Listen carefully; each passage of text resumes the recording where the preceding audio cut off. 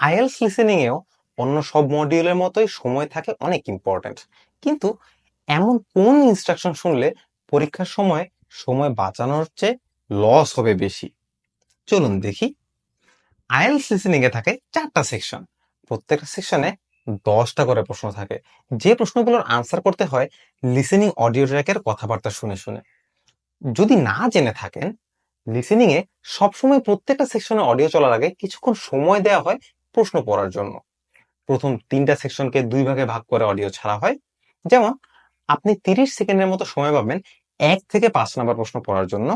তারপর অডিওতে 1 থেকে 5 নাম্বার প্রশ্নের রেলেভেন্ট অডিও ছাড়া হয়। এরপর আবার কিছুক্ষণ সময় দেওয়া হবে 6 থেকে 10 নাম্বার প্রশ্ন পড়ার জন্য। এভাবে প্রথম 3 সেকশন শেষ হলেও লাস্ট সেকশনে 10টা প্রশ্ন পড়ার জন্য সময় দেওয়া হয় একসাথে। এ পর্যন্ত তো মোটামুটি সবারই জানা। তাহলে ইনস্ট্রাকশনের শুভঙ্করের ফাঁকিটা কোথায়? বলছি।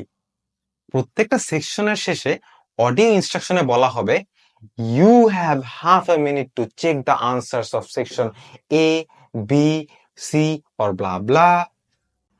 এটা একটা ফাঁদ। যারা অন্তত একটা লিসেনিং টেস্ট প্র্যাকটিস করেছেন তারা জানেন, একবার অডিও বন্ধ হলে প্রশ্নের উত্তর খুঁজে পাওয়া তো প্রায় অসম্ভব। উল্টো একটা সেকশনের শেষে ওই সেকশনের প্রশ্ন উত্তর রিভাইজ দিতে গেলে কনফিউশনে সঠিক উত্তরও কেটে ভুল লেখার সম্ভাবনা থাকে। তাই এই সময়টার সঠিক ব্যবহার করুন। কিভাবে করবেন? সহজ। পরের সেকশনের প্রশ্ন পড়া শুরু করেন। যত বেশি সময় নিয়ে মনোযোগ দিয়ে প্রশ্ন পড়বেন, উত্তর সঠিক হওয়ার সম্ভাবনা বাড়বে ততই। এই নিনজা টেকনিক সেকশন 2 ও 3 তে বেশ ভালো কার্যকর হলেও সবচেয়ে বেশি বেনিফিট পাবেন সেকশন 4 এ।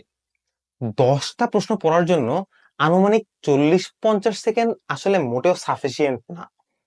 কিন্তু এটার সাথে সেকশন 3 এর শেষের 30 সেকেন্ড যোগ হলে বেশ ভালো একটা সময় পাবেন, যাতে সম্ভব সব প্রশ্ন অন্তত একবার পড়ে ফেলা। মনে রাখবেন, প্রশ্ন যত ভালো বুঝবেন সঠিক উত্তরও হবে তত বেশি, আর ব্যান্ড স্কোরও বেড়ে উঠবে তর করে।